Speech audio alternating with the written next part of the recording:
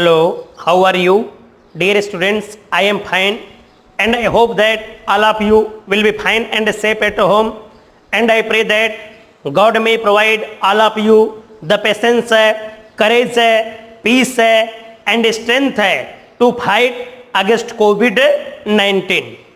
Dear students, as you know, the guidelines that have been given by the Government of India, all the schools, colleges and coaching institutes will have closed by 31st July 2020. So dear students, I heartily request all of you, all the students of class 12th of Barmer district, don't waste your precious time sitting at home.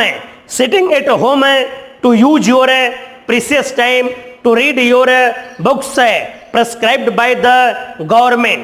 Dear students, as you know, in this global epidemic, man is afraid of man. In the history of the world, it is the first time man is running away from man. So dear students, sitting at home to use your precious time to read your books,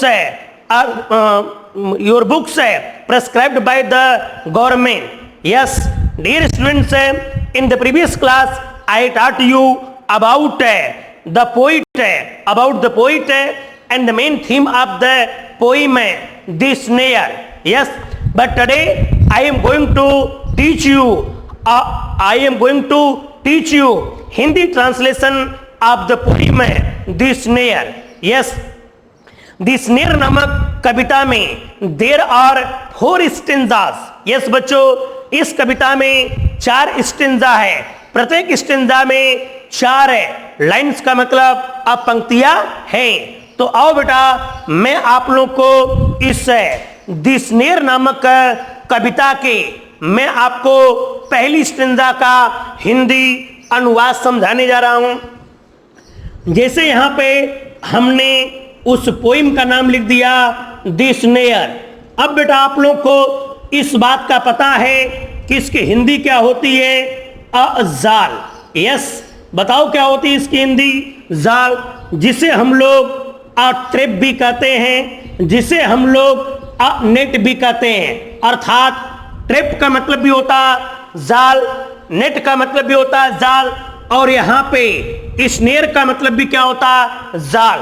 yes, this is the poem, अर्थात this is a poem, यानी कहने का मतलब the snare जो है वह आपकी एक कविता है. इसलिए बेटा जो इसको लिखने वाला होगा वह कौन होगा? पोइट का मतलब होता कवि, जिसका नाम है यहाँ पे जेम्स फेंस. बताओ क्या नाम है? जिसका नाम है बच्चों जेम्स स्टीफन. बताया था आप लोग को जेम्स स्टीफन का जन्म जो है वह 1880 में हुआ था, और इनकी डाइड का मतलब होता मृत्यु जो है वह 1950 में हुई थी. ये पिछले वीडियो में मैं आपको सब कुछ अब बता चुका हूं. In the previous video I taught you about the poet James Stephen and the main theme of the poem The Snare. Yes, इसलिए प्यारे विद्यार्थियों, अब मैं आपको यानी इस प्रत्येक स्टेंजा के हिंदी अनुवाद को समझा रहा हूं कि इस स्टेंजा में, प्रत्येक स्टेंजा अर्थात पहली स्टेंजा में या दूसरी स्टेंजा में, तीसरी स्टेंजा में या चौथी स्टेंजा में कभी जेम्स स्टीफन क्या बताना चाहते हैं. यानी कवि की जो गंभीरता है, कवि की संवेदना जो है वो जानवरों के प्रति है, तो वह किस प्रकार की है, इसके बारे में मैं आपको विस्तार से इस कविता में समझाऊंगा. इसलिए dear students, attention on the black board. ये आओ देखो ब्लैक बोर्ड पे ध्यान पूर्वक. पहली स्टेंजा की मैं बात कर रहा हूं. पहली स्टेंजा यहां पे बच्चों, यहां पे ब्लैक बोर्ड पे देखो, आई ही year, a sudden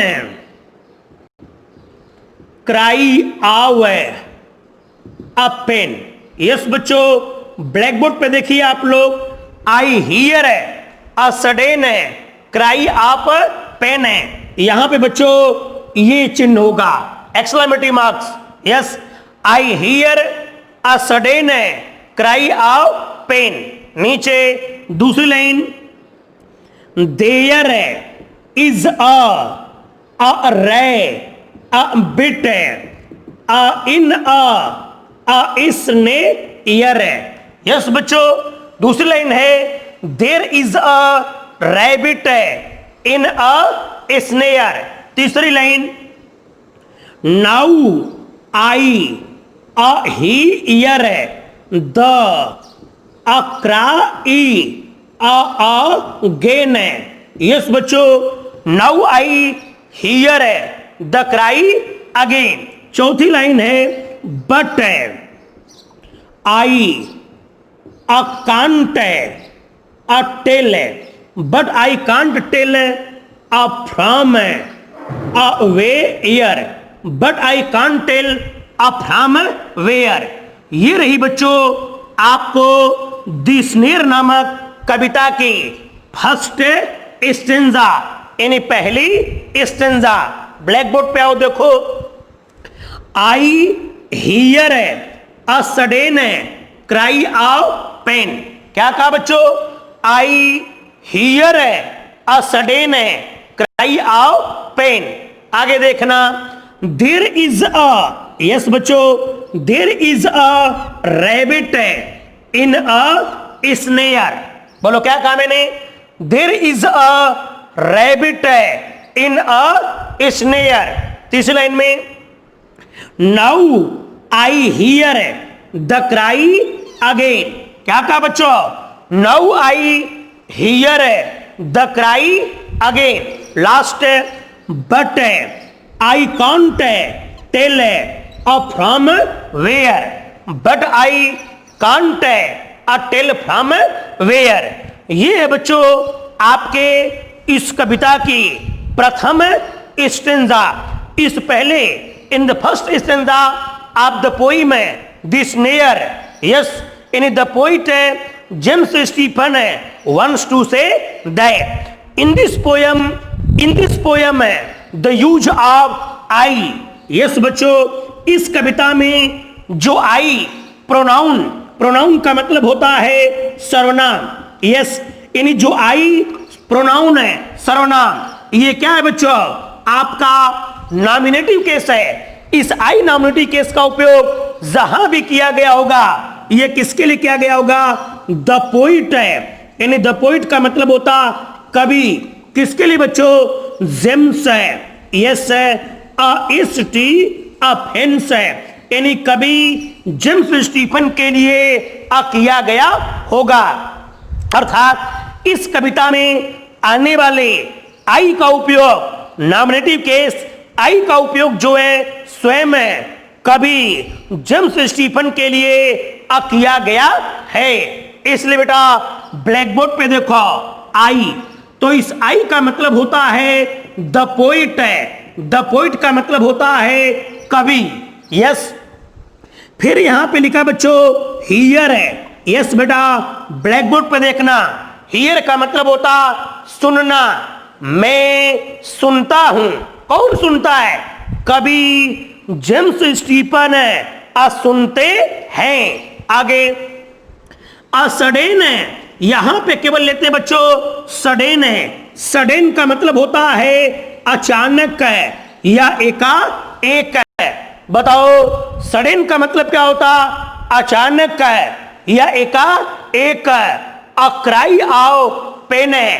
black board पे देखो बच्चों, क्राई का मतलब होता चीख है, आओ का मतलब होता काके की, पेन है, पेन का मतलब होता दर्द है। तो यहां पे क्राई आओ पेन का मतलब दर्द से भरी चीख है। अचानक कवि जेम्स स्टीफन एक दर्द से भरे चीख को सुनते हैं। बताओ आप लोग को पहली लाइन क्लियर हुई? नहीं, फिर से देखना। आई का उपयोग बच्चों यहां पे द पोइट है, इन्हें कभी जेम्स स्टीफन के लिए आया है। यहां पे हियर का मतलब होता है सुनना, अर्थात मैं सुनता हूं। मैं मीन्स मिस्टर रमाशंकर यादव नहीं, बल्कि मैं मीन्स कभी जेम्स स्टीफन सुनते हैं। सडेन है, सडेन का मतलब होता अचानक या एकाएक। अक्राई आओ पेन है, क्राई का मतलब होता चीख है, पेन का मतलब होता दर्द है। अर्थात कभी जेम्स स्टीफन अचानक एक दर्द से भरे चीख को सुनता है। बताओ, एक लाइन क्लियर है? फिर सुन लेना। अचानक कभी जेम्स स्टीफन एक दर्द से भरे चीख को सुनता है। बढ़ू आगे? यस बेटा। दूसरी लाइन देखो। देर इज अ रैबिट है, रैबिट का मतलब होता खरगोश है। बोलो बच्चों, यहां पे रैबिट है, रैबिट का मतलब क्या होता? खरगोश है, यानी एक खरगोश है। कहां? इनका मतलब होता में।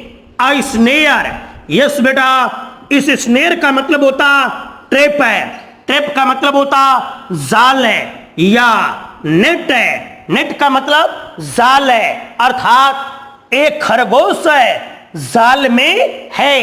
इसका मतलब एक खरगोश है जो जाल में ट्रैप्ड है। ट्रैप्ड का मतलब होता यहां पे फंसना। इन एक खरगोश है जो जाल में फंसा हुआ है। बताओ, दूसरे क्लियर हुई? क्या कहा? देर इज अ रैबिट है, रैबिट का मतलब होता खरगोश है, इन एक खरगोश है। कहां? इन अ स्नेयर है, स्नेयर का मतलब जाल में, इन एक जाल में एक खरगोश है। इट मीन्स है, इसका मतलब एक खरगोश है जो जाल में फंसा हुआ है। बताओ, दो लाइन क्लियर है कि कभी अचानक एक दर्द से भरे चीख को सुनते हैं। इन जाल में एक खरगोश है। इट मीन्स है एक खरगोश है जो जाल में फंसा हुआ है। बढ़ो बच्चों आगे। यस, तीसरी लाइन देखो क्या करे। नौ का मतलब होता है अब है। बोलो बेटा, यहां पे नौ का मतलब क्या होता? अब है। आई, आई का मतलब होता है मैं मीन्स कभी जेम्स स्टीफन। हियर है, इस है, हियर का मतलब होता सुनना। इन अब मैं सुनता हूं। ब्लैक बोर्ड पे देखो, यहां पे दो क्राई आया बच्चों। एक बार इस क्राई का उल्लेख किया जा चुका है, इसलिए यहां पे दो क्राई आया। तो इस दो क्राई का मतलब होता है उसी दर्द से भरे चीख को, जिस दर्द से भरे चीख को कवि ने पहले सुना, फिर पुनः उसी दर्द से भरे चीख को कवि जेम्स स्टीफन सुनते हैं। मेरी बात समझे? देखो, यहां पे लिखा है अगेन है। अगेन का मतलब होता पुनः है या दोबारा। यस बच्चों, अगेन का मतलब क्या होता? पुनः या दोबारा। तो ब्लैक बोर्ड पे देखो, नौ का मतलब होता अब है, कभी, पुनः या दोबारा उसी दर्द से चीखने की आवाज को सुनते हैं। तीसरा क्लियर हुआ क्या? कि अब है, पुनः है, कभी उसी दर्द से चीखने की आवाज को सुनते हैं।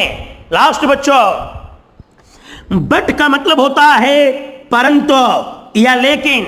आई का मतलब होता मैं मीन्स बच्चों पोइट का मतलब होता कभी। यस है। कांट है, कांट का मतलब होता बच्चों कैन नॉट है। टेल है, टेल का मतलब होता है बताना, लेकिन मैं नहीं अब बता सकता। कौन कर रहा है? कभी जेम्स स्टीफन कहते हैं लेकिन मैं बता नहीं सकता। क्या? फ्रॉम का मतलब होता से, वेयर का मतलब होता कहां, यानी फ्रॉम वेयर का मतलब कहां से। इसका मतलब बच्चों यहां पे फ्रॉम वेयर का मतलब होता कहां से। द, अ क्राई, आवे, अ पेन, अ इज, कमिंग, यानी वह दर्द से चीखने की आवाज है। कहां से आ रही है मैं इसको बता नहीं सकता। किसने कहा? कवि जेम्स स्टीफन कहते हैं कि फ्रॉम वेयर है। फ्रॉम वेयर का मतलब कहां से, अर्थात फ्रॉम वेयर का मतलब कहां से। द क्राई ऑफ पेन है, दर्द से चीखने की आवाज है। कमिंग का मतलब आना, यह दर्द से चीखने की आवाज है। कहां से आ रही है मैं इसको बता नहीं सकता। यस बच्चों, यह है आपके इस कविता की पहली स्टेंजा। बेटा फिर से एक बार देखना आप लोग। आई का मतलब होता है मैं। किसके लिए किया गया? कवि जेम्स स्टीफन के लिए। हियर का मतलब होता सुनना, मैं सुनता हूं, अर्थात कवि जेम्स स्टीफन सुनते हैं। सडन का मतलब होता अचानक है या एकाएक है। अ क्राई ऑफ पेन है, क्राई का मतलब होता चीख है। आवे, पेन का मतलब होता दर्द है। तो क्राई ऑफ पेन का मतलब होता दर्द से चीखने की आवाज है। कवि जेम्स स्टीफन अचानक दर्द से चीखने की आवाज को सुनते हैं। बोलो बेटा, इस पहली लाइन में कोई दिक्कत? यस। बढ़ू आगे। दूसरा देखो, देयर इज अ रैबिट है। रैबिट का मतलब होता खरगोश है। इन का मतलब होता में। स्नेर का मतलब होता जाल में, यानी जाल में एक खरगोश है। इसका मतलब बेटा यानी एक खरगोश है जो जाल में फंसा हुआ है। बोलो बेटा, है कोई दिक्कत? बढ़ू आगे। यस। नौ का मतलब होता है अब है। आई का मतलब होता मैं, अर्थात कभी। हियर का मतलब होता सुनना, अब मैं सुनता हूं। दो क्राई लिखा। दो क्राई का मतलब उसी दर्द से भरे चीख को। अगेन का मतलब होता पुनः, यानी अब मैं पुनः उसी दर्द से भरे चीख को सुनता हूं। कभी कह रहा है कि अब मैं पुनः, अर्थात दोबारा उसी दर्द से भरे चीख को सुनता हूं। बट का मतलब होता परंतु। आई कांट है। टेल का मतलब होता बताना। बोलो बच्चों, टेल का मतलब कहना या बताना। लेकिन मैं नहीं कह सकता, लेकिन मैं नहीं बता सकता। फ्रॉम का मतलब होता से। वेयर का मतलब कहां। तो फ्रॉम वेयर का मतलब होता कहां से, अर्थात किस स्थान से। द क्राई ऑफ पेन है, दर्द से भरी चीख है। कमिंग का मतलब आना, वह दर्द से भरे चीखने के खरगोश की आवाज है। कहां से आ रही है मैं उस स्थान को बता नहीं सकता। यस बच्चों, यह है आपके इस कविता की फर्स्ट स्टेंजा, अर्थात प्रथम पद्यांश है बेटा। इसके हिंदी अनुवाद में कोई आपको समस्या? यस। बढ़ू आगे। अब आ जाओ बच्चों, मैं आपको इस कविता के सेकंड स्टेंजा के बारे में समझा रहा हूं कि इस कविता के सेकंड स्टेंजा में कवि जेम्स स्टीफन क्या कहना चाहते हैं। रेडी हो आप? यस। देखो, मैं अचानक एक दर्द से भरे चीख को सुनता हूं। इन्हें एक खरगोश है जो जाल में फंसा हुआ है। मैं पुनः उसी दर्द से भरे चीख को सुनता हूं, लेकिन मैं नहीं बता सकता कि वह दर्द से भरी चीख है कहां से आ रही है। बढ़ो बच्चों आगे। अब आ जाओ, दूसरी स्टेंजा देखते हैं।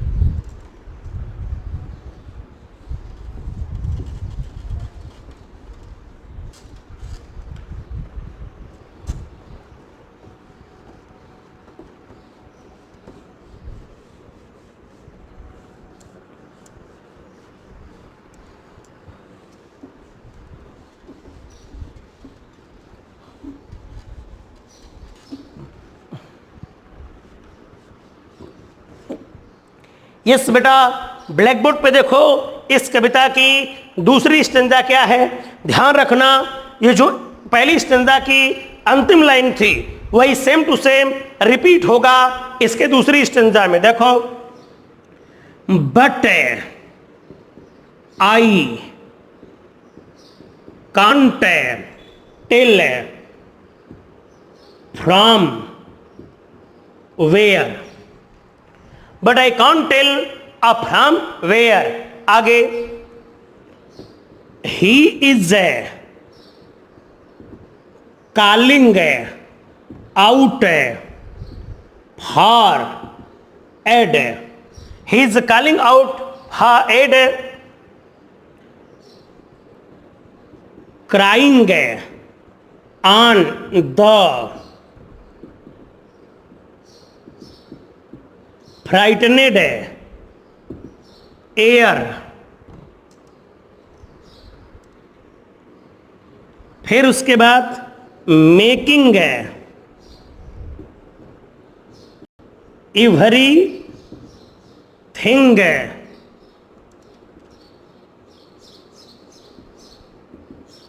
अफ्रेड। ये है बच्चों आपके इस कविता के सेकंड स्टेंजा अर्थात दूसरी पद्यांश है। आओ ब्लैक बोर्ड पे देखो क्या करें इसमें। But I can't tell from where, क्या कहें बच्चों, but I can't tell from where. आगे, ही इज कॉलिंग आउट, क्या कहें बच्चों, he is calling out for aid.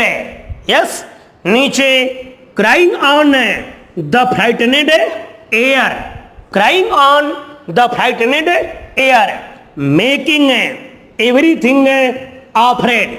Yes, making everything afraid. Ready हो बेटा? आओ ब्लैक बोर्ड पे देखो। फिर यहीं पे देखो सेम लाइन आई है, बट है। बट का मतलब होता है परंतु या लेकिन। अब यहां पे आगे बच्चों आई, इस आई का उपयोग मैं आपको पहली स्टैंजा में बता चुका हूं कि इस आई का उपयोग जो है वह किसके लिए किया गया है। पोइट का मतलब होता है कवि, कौन है, जेम्स है, फेंस के लिए किया गया है। यस, तो बट का मतलब होता परंतु, आई का मतलब होता है मैं, कांट है, टेल का मतलब होता है बताना या कहना, लेकिन मैं कह नहीं सकता, लेकिन मैं बता नहीं सकता। फ्रॉम का मतलब होता से, वेयर का मतलब होता कहां, तो इस है फ्रॉम वेयर का मतलब होता बच्चों कहां से। इसका मतलब मैंने समझाया था आप लोगों को क्या, कि फ्रॉम वेयर का मतलब होता कहां से। द, क्राई, आव है, पेन है, इज है, कमिंग है, यानी वह फ्रॉम वेयर का मतलब होता कहां से। द क्राई ऑफ पेन का मतलब होता दर्द से चीखने की आवाज, कमिंग का मतलब होता आना, यह दर्द से चीखने की आवाज है। कहां से आ रही है मैं आपको यह बता नहीं सकता। यह बच्चों पहली स्टैंजा की यह अंतिम लाइन थी, वही आपके दूसरी स्टैंजा की पहली लाइन बनी है कि बट का मतलब होता परंतु, आई का मतलब होता मैं, कांट है, टेल का मतलब होता बताना, फ्रॉम वेयर का मतलब होता कहां से, अर्थात वह दर्द से खरगोश के चीखने की आवाज है, कहां से आ रही है मैं उसको बता नहीं सकता। बढ़ूं आगे। यस बच्चों, यहां पे आया है ही, तो बेटा याद रहे इस ही का उपयोग जो है वह किसके लिए किया गया, रैबिट है। रैबिट का मतलब होता खरगोश के लिए किया गया है। ही इज है, कॉलिंग आउट है, तो ब्लैक बोर्ड पे देखो इस है, कॉलिंग आउट का मतलब होता है पुकारना या बुलाना, अर्थात खरगोश जो है वह पुकार रहा है या खरगोश जो है बुला रहा है। फा का मतलब होता है के लिए बोलो भा का मतलब के लिए। एड लिखा है बेटा इससे। एड का मतलब होता है हेल्प है। बताओ हेल्प का मतलब सहायता, यानी कहने का मतलब खरगोश जो है वो अपनी सहायता या मदद के लिए पुकार रहा है। ब्लैक बोर्ड पे देखो ही इज है। ही का मतलब रैबिट, रैबिट का मतलब खरगोश है। इज है कॉलिंग आउट है। कॉलिंग आउट का मतलब पुकार रहा है या बुला रहा है। हा का मतलब के लिए। एड का मतलब होता हेल्प है। हेल्प का मतलब सहायता, यानी खरगोश जो है सहायता के लिए या मदद के लिए पुकार रहा है। कौन कहते हैं? इन कवि जेम्स स्टीफन है ये बताना चाहते हैं कि खरगोश जो है अपनी सहायता या मदद के लिए पुकार रहा है। बढ़ो बेटा आगे। यस, तीसरी लाइन देखो, क्राइंग ऑन है। यस बच्चों, ब्लैक बोर्ड पे देखना, क्राइंग ऑन। क्राई का मतलब होता चिल्लाना, यानी अर्थात उसके दर्द से भरी चीख जो है। ऑन द फ्राइटनेड का मतलब होता भयभीत कर दे रही है या डरा दे रही है। यस बेटा बोलो, फ्राइटनेड का मतलब क्या होता है? भयभीत कर देना या डरा देना। यहां पे देखो एयर, एयर का मतलब हवा नहीं, यहां पे बच्चों एयर का मतलब होता वातावरण अर्थात वायुमंडल है। यानी उसके दर्द से चीखने की आवाज जो है वह पूरे वातावरण को भयभीत कर दे रही है। अर्थात खरगोश के दर्द से चीखने की आवाज है पूरे वातावरण को भयभीत कर दे रही है। बढ़ू आगे, फिर से देखना, क्राइंग ऑन का मतलब होता है चिल्लाना, चीख है। अर्थात खरगोश के दर्द से भरी चीख है। फ्राइटनेड का मतलब होता डरा देना या भयभीत कर देना। एयर का मतलब होता हवा, लेकिन यहां पे वायुमंडल वातावरण से मतलब है, तो उसके दर्द से भरी चीख जो है पूरे वातावरण को भयभीत कर दे रही है। बढ़ू आगे। यस बेटा, नीचे मेकिंग है। इस मेकिंग का मतलब होता बच्चों बनाना। यस है, मेकिंग का मतलब बनाना। एवरीथिंग्स है, इस एवरीथिंग्स का मतलब होता सभी वस्तुओं के लिए। यस बेटा, इस एवरीथिंग्स का उपयोग जो होता है वह वस्तुओं के लिए आ रहा है। अर्थात प्रत्येक वस्तु कहां, ऑपरेट का मतलब होता भयभीत हो जाना या डर जाना। यानी कहने का मतलब उसके दर्द से भरी चीख को सुन करके वातावरण में या वायुमंडल में रहने वाली प्रत्येक वस्तु भयभीत हो जा रही है। आओ बच्चों, दोनों में डिफरेंस देखो। इधर देखो ब्लैक बोर्ड पे, यानी क्राइंग ऑन का मतलब उसके दर्द से भरी चीख को, फ्राइटनेड एयर यानी वातावरण को भयभीत कर दे रहा है। मतलब उस खरगोश के दर्द से भरी चीख जो है वातावरण को डरा दे रहा है। नीचे क्या कहता है?